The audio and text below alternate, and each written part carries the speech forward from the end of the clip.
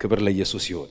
ባለፉት ጊዜያቶች እንደምንነጋገረው እግዚአብሔርን ስለመፍራት ነው እየተነጋገርን ያለነው። በጣም ወሳኝ ፖይንት ነው ያነሳን ያለነው። የዚህ ዓመት የመሪ ጥቅሳችንም እሱ ነው። የጥበብ ሁሉ መጀመሪያ እግዚአብሔርን መፍራት ነው የሚል ሐሳብ ይዘን እግዚአብሔርን ስለመፍራት በርካታ ነገሮችን አንስቻለሁ። ዛሬ ግን ላነሳ የፈለኩት ነገር በርካታ ቤቶችን በሐዘን የመታ በጣም ብዙ የምንወዳቸውን ሰዎች ያሳጣን በተለይ ባለፉት 20 25 26 ዓመት ገደማ በጣም ብዙ ሰዎችን ልጆችን የበተነ የብዙዎችን ቤት ያፈረሰ በጣም ትልቅ ኢሹ ሆኖ በዓለም አቀፍ ደረጃ በጣም ስመጥር የነበረ ዓለምን በጣም ያሸበረ የበሽታ አሰራር ነበረ፣ በሽታ ነበረ እና በወቅቱ ቤተክርስቲያን አካባቢም አንዳንድ ሰዎች ይሄንን ስራ ለመስራት ደፋ ቀና ይሉ ነበር። እኔ አንድ አጥቢያ ቤተክርስቲያን በማገለግልበት ጊዜ የዛ ዲፓርትመንት ኃላፊ ሆኜ ሰርቻለሁ። ያ ዲፓርትመንት ኤችአይቪ የሚባል ነው። ቤተክርስቲያን ውስጥ በኤችአይቪ እና ኤችአይቪ ዙሪያ ያሉ ስራዎችን የሚሰሩበት ዲፓርትመንት ነበረ። በርካታ ሀዘንተኞች ነበሩ። በጣም ይፈራ የነበረ ብዙ ሰዎችን የገደለ ብዙ ሰዎችን ትልልቅ ሰዎችን ያሳጣን በዓለም አቀፍ ደረጃ ብዙ ረብሻ ፈጥሮ የነበረ ሰው ሁሉ ይፈራ የነበረው ከስለት ጋር በተያያዘ ከግንኙነት ጋር በተያያዘ ከተለያዩ በሽታው ሊተላለፍባቸው ይችላሉ ተብለው ከሚታሰቡባቸው ነገሮች ሰው ተታቅቦና ተጠንቅቆ እንዲኖር ሰፊ ትምህርት ይሰጥበት የነበረ በሽታ ነበረ። ያ በሽታ ማን ነው ስሙ? አታውቁትም? ኤችአይቪ ይባላል። በጣም የሚገርም ቫይረስ ነው። ሰው ደም ውስጥ ከገባ አይወጣም። ሕክምናው የለም ዓለም ላይ። ሰዎችን የመከላከል አቅማቸው ተዳክሞ ካለቀ በኋላ ጠባርቆ ወይ ሰዎቹ ግድል እኮ አያረግም። በጣም በሚገርም አይነት ሁኔታ በተለይ በዛ ህመም ውስጥ ያለፉ ሰዎችን እኔ ቤት ለቤት አገልግሎት እንሰጥ ስለነበረ በጣም የተጎዱ ሰዎችን የማየት እድል አግኝቼ በጣም ይዘገንን ነበረ። በጣም የሚያሳዝን ነበረ። መንግስት ራሱ ፈርቶ ሚዲያዎች ላይ የሆነ ማስታወቂያ ተሰርቶ አይደገኛ ፍርሃት ሰዎች እነሱን ላለማከራየት በጣም ትልቅ ረብሻ ተፈጥሮ በጣም ዘግናኝ ነበረ እና እሱ በሽታ ጠፋ አይደል? ጠፍቷል? አልጠፋም። እስቲ አልጠፋም በሉ። አልጠፋም። በቃ እኛ በጣም ሰዎች ስንባል በጣም ለማዶች ነን። ምን ለምዳቸው ነገሮች ብዛታቸው ትናንት በጣም የሚሸክከን በጣም እንፈራው በጣም ምንጠላው ነገር ከቀን ወደ ቀን ስንኖርበት ህይወታችን ሆኖ ኑሯችን ሆኖ ኖርማል ሆኖ ምንኖር በጣም ለማዳ ፍጥረቶች ነን። ቶሎ እንለማመድና ችግሩን እንደሌለ የመቁጠር አባዜ ያለ። ትናንትና እንኳን ኮቪድ ዓለም እንዴት አድርጎት ሎክ አድርጎ በዘግቷት እንደነበር ታስታውሳላችሁ። ኮቪድ የመጣ ጊዜ ተመልሰን የምንጨባበጥ መስሏችሁ ነበር? ተመልሰን ተጨባብጠን ተሳስበን ተቃቅፈን ምናምን በቃ አልገረማችሁም?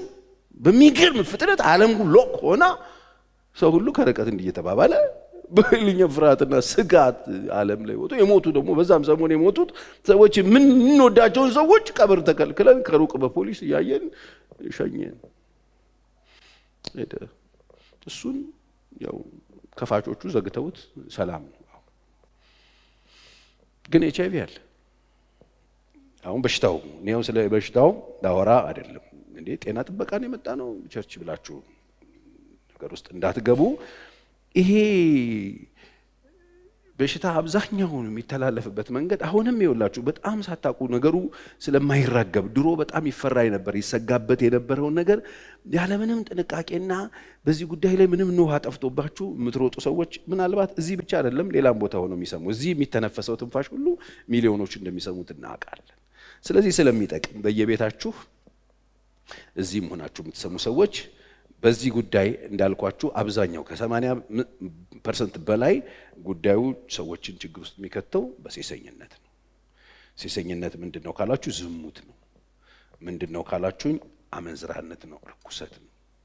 ስለዚህ ሴሰኛ የሆነን ሰዎች፣ ዝሙት ውስጥ የምንለማመድ ሰዎች፣ አመንዝራ ሰዎች፣ በተለያየ በዚህ አቅጣጫ የምንሄድ ሰዎች አንደኛ ተውት ኃጢአትነቱን ግን በዚህ በሽታ የመያዝ እድላችሁ ሰፊ ነው። ትያዛላችሁ። ከዛ በኋላ ልጆቻችሁን ቤተሰባችሁን ጥላችሁ ትሄዳላችሁ። ደግሞ ብልግናው በሽታው በጣም በባህሪው ሰዎችን ብትንትን አድርጎ ከጥቅም ውጭ አድርጎ ያላቸውን በፊት የነበራቸውን ርስት በልቶ ገንዘባቸውን በልቶ ሀብታቸውን በልቶ የቤታቸውን ነገር ውድም አድርጎ ምንም ለማይመች በቃ ምንም ይሄ ነው የማይባል አይነት ኮሚቴ ሆኖ ሰው ብትንትን አድርጎ የሚገድል በሽታ እንደሆነ ላስታውሳችሁ ነው። አንዱ ይሄ ነው። ሁለተኛው ሰዶማዊነት ነው። እዚህ ላይ ነው ትንሽ ነገር ማውራት የፈለኩት። ሰዶማዊነት ከምንድን ነው የሚመጣው ካላችሁ ትውልድ እግዚአብሔርን መፍራት ሲያቆም። ሰዶማዊነት ሰዎች እግዚአብሔርን ለማወቅ ባልወደዱት መጠን ሀፕን የሚያደርግ በሽታ ነው። ሰዶማዊነት አሁን ከቀን ወደ ቀን በሀገር ደረጃ ፈቃድ ፍለጋ ባንዲራ ይዘው እየተንቀሳቀሱ ያሉበት ሁኔታ አለ። እሱ በጣም አደገኛ ነገር እንደሆነ እንዲታወቅ ያስፈልጋል። ስለዚህ ይሄ ሰዶማዊነት ሰዎች እንግዲህ ሮሜም ምዕራፍ 1 ላይ ሄዳችሁ ማየት ትችላላችሁ። ትንሽ አንድ ሁለት ጥቅሶች ልስጣችሁ። ይሄ አሁን አዲስኛ በመጣንበት ዘመን የመጣ አለመሆኑን ከዘፍጥረት ጀምሮ የነበረ ችግር ነው። እንደዚህ ይላል አንደኛ ጢሞቴዎስ ምዕራፍ 1 ቁጥር 9፣ አንደኛ ቆሮንቶስ 6:9 እሱን አንብቡት እናንተ። አንደኛ ነገሥት ምዕራፍ 14 የተወሰነ ነገር ስለሱ ነግራችኋለሁ። መጽሐፍ ቅዱስ እንደዚህ ይላል፣ በእግዚአብሔር ፊት ኃጢአት የሆነ ነገር እንደሆነ ማለት ነው። ሰው እግዚአብሔርን የማይፈራ ከሆነ ኃጢአት ይሰራል። እየተማርን ያለ ነው እግዚአብሔርን ስለመፍራት ነው። እንደዚህ ይላል፣ ወይስ አመፀኞች የእግዚአብሔርን መንግስት እንዳይወርሱ አታውቁምን? አንደኛ ቆሮንቶስ 6:9 አትሳቱ፣ ሴሰኞች ቢሆኑ ወይም ጣዖትን የሚያመልኩ ወይም አመንዝሮች ወይም ቀላጮች ወይም ከወንድ ጋር ዝሙት የሚሰሩ እያለ ይቀጥላል፣ አይወርሱም ብሎ የእግዚአብሔር ቃል ይናገራል። እግዚአብሔርን ያለ መፍራት ሰዎችን አመጽ ውስጥ ይከታቸዋል፣ ሴሰኛ ያደርጋቸዋል፣ ምንዝርና ውስጥ ይከታቸዋል። ቀላጮች ቢላቸው ወንዶችን ከወንዶች ጋር የሚተኙትን ነው።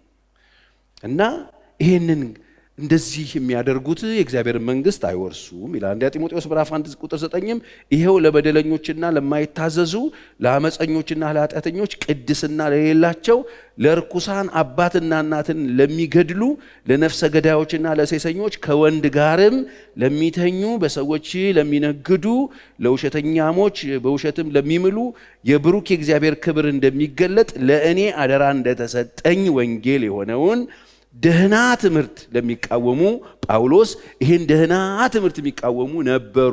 ለዚህ ነው ይሄን የሚጽፈው። እንደዚህ አይነት በጣም ነውረኛ ሰዎች ያሉበትን ሁኔታ ለማስተካከል ይሄንን ትምህርት የሚቃወሙ አሉ። እግዚአብሔርን ክብር የሚገለጥ ለእኔ አደራ የተሰጠኝን የወንጌል የሆነው ደህና ትምህርት ለሚቃወሙ ለሌላ ነገር ሁሉ ሕግ እንደተሰራ እንጂ ለጽድቅ እንዳልተሰራ ሲያውቅ ነው እያለ ይቀጥላል። ጳውሎስ በጣም አስቸግረውት ነበር። ጳውሎስም ባገለገለበት ዘመን ነበሩ ቤተክርስቲያን አካባቢ እንደዚህ አይነት ነገር ሀገር ላይ ወይም ቤተክርስቲያን አካባቢ የሆነ ጆሮአቸው አካባቢ ጠጋ ሲል ምን ሆኗል መሰላችሁ? ከፍተኛ የሆነ በሀገር ደረጃ ከፍተኛ የሞራል ውድቀት ውስጥ የመግባታችን ምልክት ነው።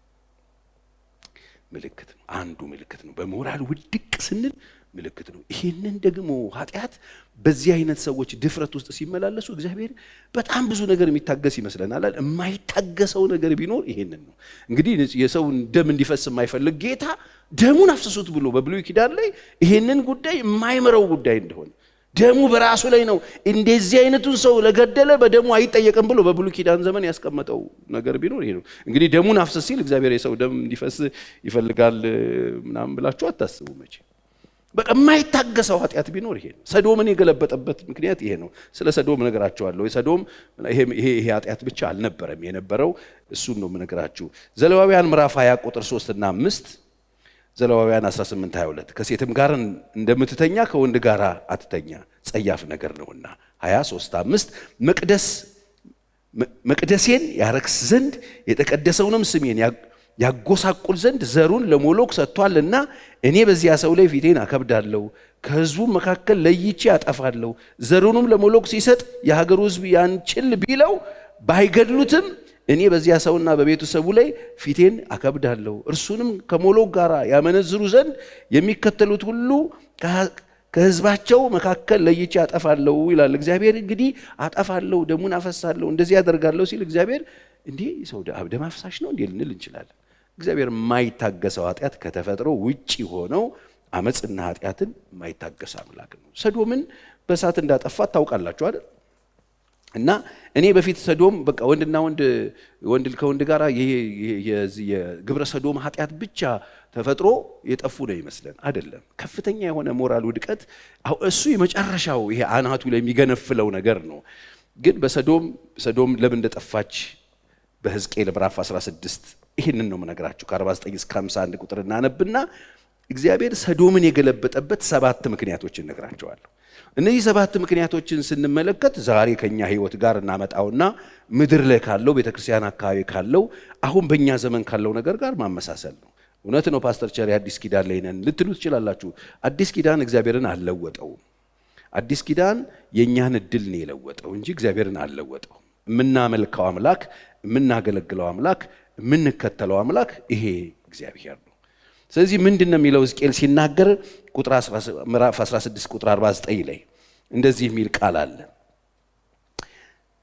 49 እነሆ የእህትሽ የሰዶም ኃጢአት ይህ ነበረ። ምንድን ነበር ኃጢአቷ? ሰዶም እግዚአብሔር በዲን የገለበጣት ሎጥን ቤተሰቡን ነገሩን ሁሉ አውጥቶ በዲን ያጠፋበት ምክንያት ምንድን ነው ይለናል። የእሷ ኃጢአት ይህ ነበረ። ምንድን ነበረ? አንደኛ ትዕቢት፣ ከባድ ትዕቢት ውስጥ ነበረች። አይገርማችሁም? እኛ አሁን ሰዶምን ያጠፋው ወንድ ወንዱን ሲጎትቶ አይቶ እግዚአብሔር በጭት ብሎ ብድግ ብሎ እዛ ጋር አልደረሰም። ሰዎች እዚህ ጋር የሚደርሱት ከየት ተነስተው እንደሆነ ማየት እንችላለን። ትዕቢት ነበር፣ ኃይለኛ ትዕቢት። መጽሐፍ ትዕቢት ስትመጣ ውድቀትን ትቀድማለች ነው የሚለው። ትዕቢት ነበረ ሲናገር ትዕቢት ይላል። ከዛስ ትዕቢት እንጀራን መጥገብ፣ ጥጋብ ነበር፣ አደገኛ ጥጋብ ነበር። በጣም ሰው ሲጠግብ ተረከሱን ማንሳት ይወዳል። ሁለተኛው የነበረው የሰዶም ኃጢአቷ ምን እንደሆነ ልንገርሽ። የሰዶም ኃጢአት ምን እንደነበረ ልንገርህ። አንደኛ ሰዶም ኃጢአቷ ትዕቢት ነበረ፣ እንጀራ መጥገብ ነበረ፣ ጥጋብ ነበረ፣ አደገኛ ጥጋብ ነበረ። ሰዎች ሲጠግቡ የሚያቀረሹት ነገር አለ፣ የሚያወጡት ነገር አለ፣ የሚያመጡት ሐሳብ አለ፣ የሚናገሩት ነገር አለ፣ የሚያስቡት የሚያቀዱት ነገር አለ። ሰዎች ምን ሲሉ? ሲጠግቡ። ሰው ሲርበው እግዚአብሔርን ይፈልጋል። አብዛኛውን ጊዜ አይታችሁ ከሆነ የሚረዳውን ፍለጋ እጁን ሲጠግብ ግን አደገኛ ነገር ነው። ተረከሱን አነሳ ይላል። ከመዛ ያነሳውትን ምድረ በዳ አገኘው፣ ተጠነቀቅኩለት፣ እንደ ዓይን ብሌን ጠበቅኩት፣ በላ ጠጣ ጠገብ። ነገር ግን ነገሮች በተሳኩ ጊዜ ተረከሱን አነሳ ይላል መጽሐፍ። ሁለተኛው ጥጋብ ነበር። እንጀራ መጥገብ ነበር። ከዛ መዝለል ይላል። ይገርም ዝላይ ነበር፣ መዝለል ነበረ። ሶስተኛው እሱ ነበር፣ መዝለል ነበር። አያችሁ፣ ሰው እግዚአብሔርን መፍራት ሲያቆም ትዕቢት ውስጥ ይገባል፣ ጥጋብ ውስጥ ይገባል። በቃ ዝላይ አለ፣ መዝለል ነበረ። በቃ አለ፣ የሆነ ነገር አለ፣ ልክ ያልሆነ ነገር አለ፣ መፈንጠር አለ፣ በእግዚአብሔር ላይ መነሳት አለ፣ ብዙ ነገር አለ። ይሄንን ብዙ ልታደርጉ ትችላላችሁ። መዝለል ነበረ። ከዛስ ስራ መፍታት ነበረ። አይገርማችሁ? አሁን ስራ መፍታት እግዚአብሔርን መድፈር እንደሆነ ብዙዎቻችን አናውቅም። ባለፉት 3 ሳምንት 2 ሳምንት በፊት አስተምሬያለሁ ስለ ስራ። በቃ ስራ አለመስራት ስንፍና እንደሆነ ተነጋግረናል። እነዚህ ሰዎች ይሄ ነበር ይለናል፣ ስራ መፍታት ነበረ። አይገርማችሁ?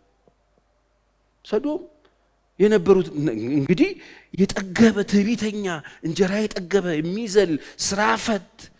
ይሄ ብቻ አይደለም ደግሞ ችግረኛውንና ይላል ስራ መፍታት በእርሷም በሴቶች እና በልጆቿ ነበረ። የችግረኛውንና የድሃውን እጅ አላጸናችም። ችግረኛና ድሃውን መዞር ብሎ አያዩም ነበረ። በጣም መራገጥ ነበረ። ችግረኛና ድሃን መመልከት አይችሉም ነበር። ሰዎች እግዚአብሔርን መፍራት ሲያቆሙ እንዳልኳችሁ ትዕቢት ውስጥ ይገባሉ፣ ጥጋብ ውስጥ ይገባሉ፣ ዝላይ ውስጥ ይገባሉ። በፍጹም ድሃ የማየት ችግር አለባቸው፣ አያዩም ነበረ። ሰዎች እግዚአብሔርን ሲደፍሩት፣ እግዚአብሔርን መፍራት ከትውልድ መካከል ሲጠፋ፣ የሰዶም ኃጢአት ይሄ ነበረ። ልንገርህ፣ የሰዶም ኃጢአት ወንድ ከወንድ ጋር መተው እነ ሎጥ ቤት ስላንኳኳ አይደለም። እዛ ጋር ያደረሳቸው የህይወት መልክ ነበረ፣ የመጡበት መንገድ ነበረ። ስለዚህ ቤተክርስቲያን ዛሬ በተለያየ ርኩሰት ውስጥ ሰዎች ወድቀዋል። በተለያየ ኃጢአት ውስጥ ሰዎች ይመላለሳሉ። ኃይብን ከልካይ የሌለበት ሁኔታ ነው ያለው። የተረሳ ነገር አለ እንድታስታውሱት። ሞት በደጅ ላይ አለ። ኃጢአት ሞትን ነው ይዞ የሚመጣው። መጽሐፍ ቅዱስ ሰው ምኞት ሲፈተን አይደለም ኃጢአት ከዛ ጸንሳ ምንን ትወልዳለች? ኃጢአትን፣ ምኞት። ከዛ ደግሞ በጣም ምኞታም እንድንሆን የእግዚአብሔር ፍቃድ አለ። ክርስቲያን በምኞት የሚኖር ሳይሆን በተስፋ የሚኖር። በምኞት በጣም የተመታችሁ ሰዎች ካላችሁ ምኞታችሁ አድጎ ኃጢአት ጋር የሚያደርሳችሁ፣ ኃጢአት ትሰራላችሁ። ከዛ ኃጢአታችሁ ወስዶ ጉድጓድ ነው የሚከታችሁ። መስመሩ ይሄ ነው።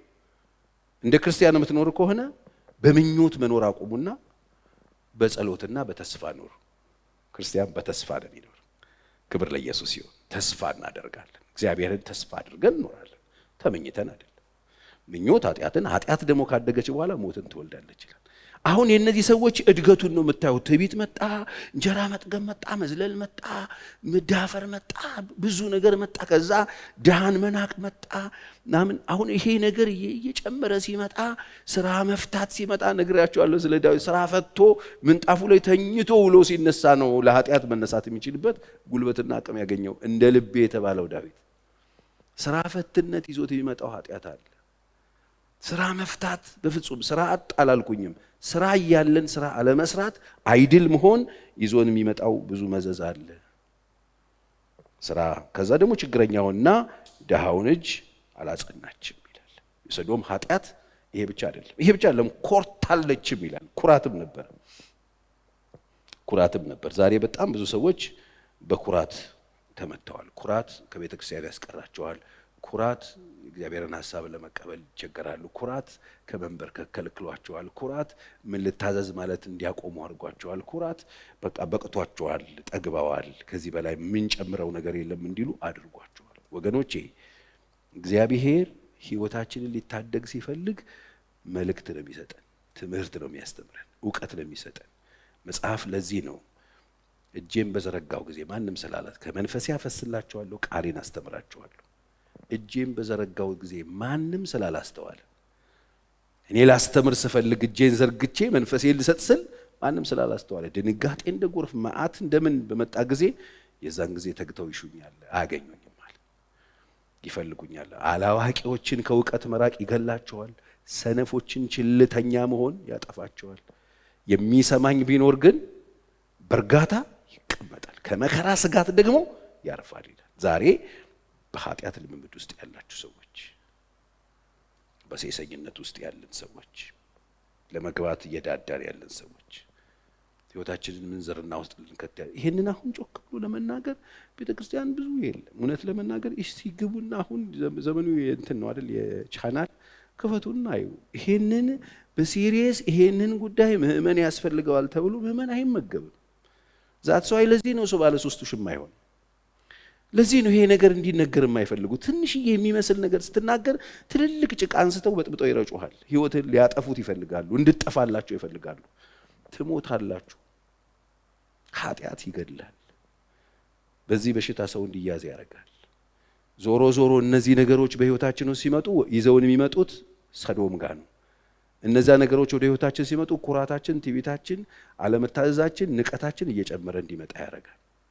እግዚአብሔርን መፍራት ከኛ ህይወት እየራቀ ሲመጣ የዚህ ህይወት ባለቤት ነው የምንሆነው። የትዕቢት፣ የኩራት፣ ያለመታዘዝ፣ እግዚአብሔርን የመናቅ፣ የመዝለል፣ ስራ ፈት መሆን፣ እግዚአብሔርን ሐሳብ ሰምቶ ለመኖር ፍላጎት ማጣት የኛ ይሆናል።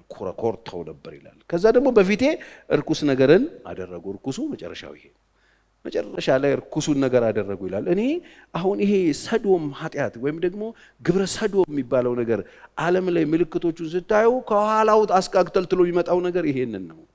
ትውልድ እግዚአብሔርን መናቁን የሚያሳይ፣ ትዕቢቱን የሚያሳይ፣ ኩራቱን የሚያሳይ፣ ዝላዩን የሚያሳይ፣ ስራ ፈትነቱን የሚያሳይ፣ ለድሃና ለምስኪን ለችግረኛ ለትውልድ አለማሰቡን የሚያሳይ የመጨረሻ 4 ነጥብ ውጤቱ ነው የምለው። እግዚአብሔር ማስተዋል ይስጠን። ስለዚህ ይሄ ሰዶምን ኃጢአት ተመሬት ተነስቶ የመጣ አይደለም፣ መሰረቱ ከታች ነው። ሰዎች ትዕቢት ውስጥ ለምን ነው የሚገቡት? ሰው ትዕቢት ውስጥ ገባ ማለት ሰይጣን በምኑ ነው የወደቀው? መጽሐፍ በትዕቢቱ ነው የወደቀው። ለምን? በቃ እኔ በልዑል እመሰላለሁ አለ። ሁም አይነሱ አለ። በቃ እንደዚህ እኮ ነው ስትከርም፣ እንደዚህ ነው ይመጣብህ። አብሪ እኮ ነው፣ መልአክ እኮ ነው። ከነ ሩፋኤል ከነ ኡራኤል ከነ ሚካኤል ከነ ገብርኤል ጋር እኮ የነበረ ነው። እሱ ብቻ ነው እንደዚህ ደምቆ እየተመለከ ቢኖረዋል። ትዕቢት እኮ ወገኖቼ፣ እግዚአብሔርን በእግዚአብሔርነቱ ለማወቅ እግዚአብሔርን በእግዚአብሔርነቱ ለማክበር እማንፈልግ ከሆነ የማይረባ አይምሮ ባለቤት ነው የምንሆነው። ሮሜ ላይ ሄደን እናንብብ እስቲ ትንሽ 1-2-3 ጥቅሶችን። ሮሜ ምዕራፍ 1 ቁጥር 24ን እና ሮሜ 1:26ን 1:27 እነዚህ 3 ቁጥሮችን አከታትለን እናንብባቸው።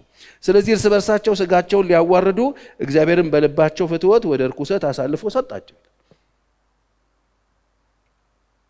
26 ስለዚህ እግዚአብሔር ለሚያስነውር ምኞት አሳልፎ ሰጣቸው።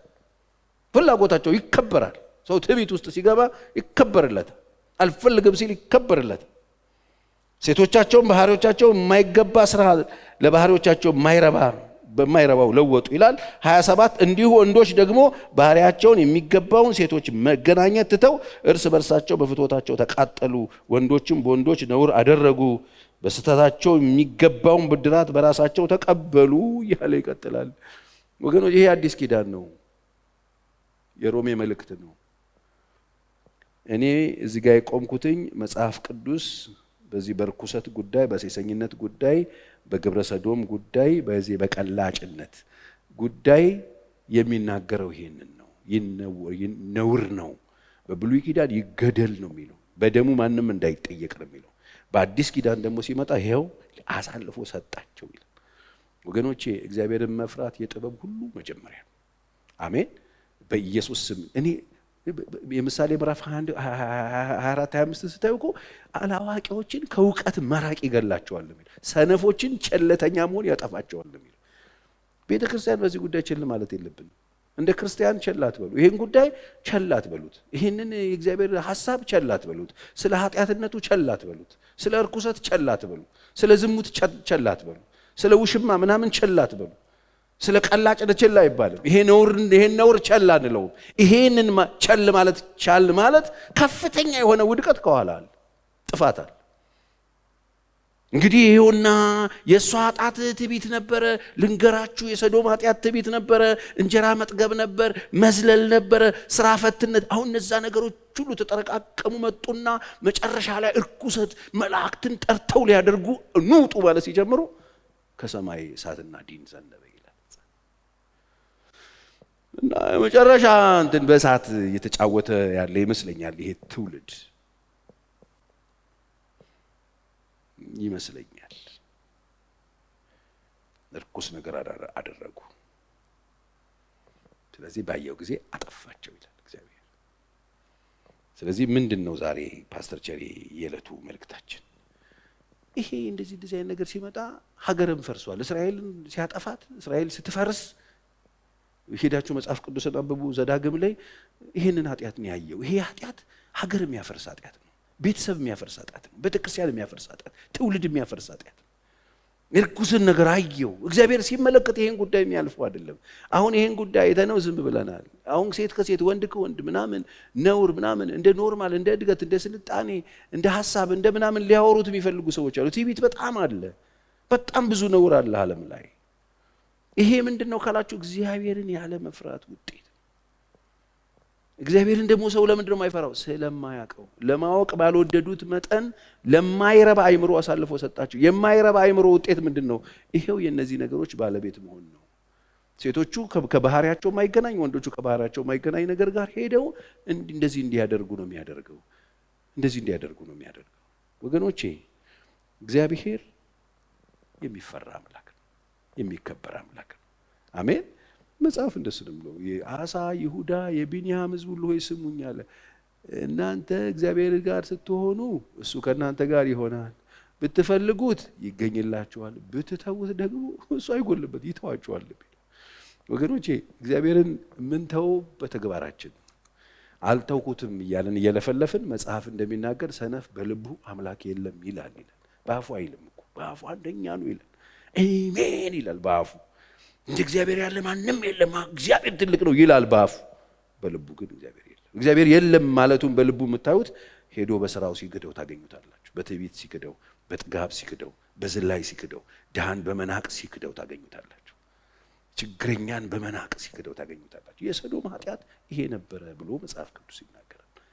ስለዚህ ዛሬ እግዚአብሔር አምላክ ነጋችሁን ከክፋት ይጠብቅላችሁ። ውድቀታችሁን እግዚአብሔር በኢየሱስ ስም በመነሳት ይቀይርላችሁ። እንደው ባለማወቅ በዚህ አይነት ህይወት ውስጥ እየተመላለሳችሁ ያላችሁ በትዳር ሆናችሁ በተለይ ሌላ ቦታ አሁን እዚህ እንኳን ላትኖሩ ትችላላችሁ፣ ግን ቤት ቁጭ ብላችሁ ይሄን እንደው አጋጣሚ ይሄ ትምህርት ወጥቶ ስታገኙትና ስትሰሙት ህይወታችሁ በርኩሰትና በሴሰኝነት በምንዝርና ከትዳር ውጪ ህይወትን ሄዶ ቆላልፎ መሄድ አንደኛ ሞት ይዞባችሁ ይመጣል። እኔ ከ89 እስከ 94 እስከ 95 የቀበርነው ብዙ ሰው አለ፣ ብዙ ቆንጆ፣ ብዙ ምሁር፣ ብዙ የሰለጠነ ሰው አለ። የጨረሳቸው ይሄ ነው። ተውት፣ እግዚአብሔርን ተውት። መጥቶ ዲን እሳት አያዘንብባችሁም፣ በሽታ ግን ያወርዳችኋል። አሁን ደግሞ ከፍተኛ የሆነ ኤፕታይተስ ቢ የሚባል በዝሙትም በምንም በተለያየ መንገድ የሚተላለፍ በሽታ አለ። ተውት፣ አሁን እግዚአብሔርን ተውትና ህይወታችሁን፣ ራያችሁን፣ ቤተሰባችሁን ለመጠበቅ ይጠቅማችኋል። ራሳችሁን ጠብቁ። በዚህ ህይወት ልምምድ ውስጥ ያላችሁ ሰዎች ንስሐ ግቡ፣ ወደ እግዚአብሔር ተመለሱ። መጽሐፍ ኃጢአቱን የሚናዘዝ ከዛ የሚተወው ከእግዚአብሔር ዘንድ ምሕረትን ይቀበላል። ኃጢአቱን የሚሰውር ግን ምን አይልም። ሰውራችሁ ኃጢአታችሁን ይህንን ልምምድ ውስጥ ያላችሁ ሰዎች ተመለሱ። እኔ አሁን በጣም እየተሸማቀቅኩ ነው። ትናንትና ኳየር ነበር የሚባል ሰው ቀሚስ ለብሶ ሎቲ አድርጎ እዚህ ላይ ተበስቶ ሊፕስቲክ ተቀብቶ እንዲህ ብሎ ይመጣባል። ይህንን ነገር እንዴት ነው አሁን እኔ እዚህ ቆሜ ለምን ታወራለህ ብትሉኝ፣ የሆነ ሰው ደግሞ ብድግ ብሎ ወንዱ እንደዚህ ብሎ እንዳይመጣ እኮ ነው እንዴ ቤተክርስቲያን ይህን ትምህርት የስ እነ ጳውሎስም አለቀቁትም። የዛኔ ሲያዩት ብቅ ብቅ ሲል የሀገር ጥፋት፣ የቤተ ክርስቲያን ጥፋት፣ የትውልድ ጥፋት እንደሆነ ስለሚያውቁ ሲሪየስ ነገር ጽፈው ቁጭ አሉ። ይሄም አለማወቅ ውጤት ነው አሉ። የማይረባ አይምሮ ውጤት ነው አሉ። ሰዎች እግዚአብሔርን አናቅም፣ አንፈራውም፣ አንፈልገውም ሲሉ የሚገቡት እዚህ ውስጥ ነው ብለው አስቀመጡት። ብሉይ ኪዳን ሄዳችሁ ስትመለከቱ ይገደል ደሙ በራሱ ላይ ይሁን ብሎ እግዚአብሔር ሲሪየስሊ የሚያየውን ነገር ሲሪየስሊ እናየዋለን። አሁን ይሄን አይናችንን ከድነን የምናልፍበት አይደለም። ስለዚህ ከዝሙት መመለስ አለብን። ሰው ዝሙት ውስጥ፣ ርኩሰት ውስጥ፣ ሰዶማዊነት ውስጥ ለምንድን ነው የሚሰነብተው ካላችሁ እግዚአብሔርን ስለማይፈራ። እግዚአብሔርን ከፈራውማ ይሄ በእግዚአብሔር ፊት ነውር ነው ብሎ የመመለስ እድል ያገኛል።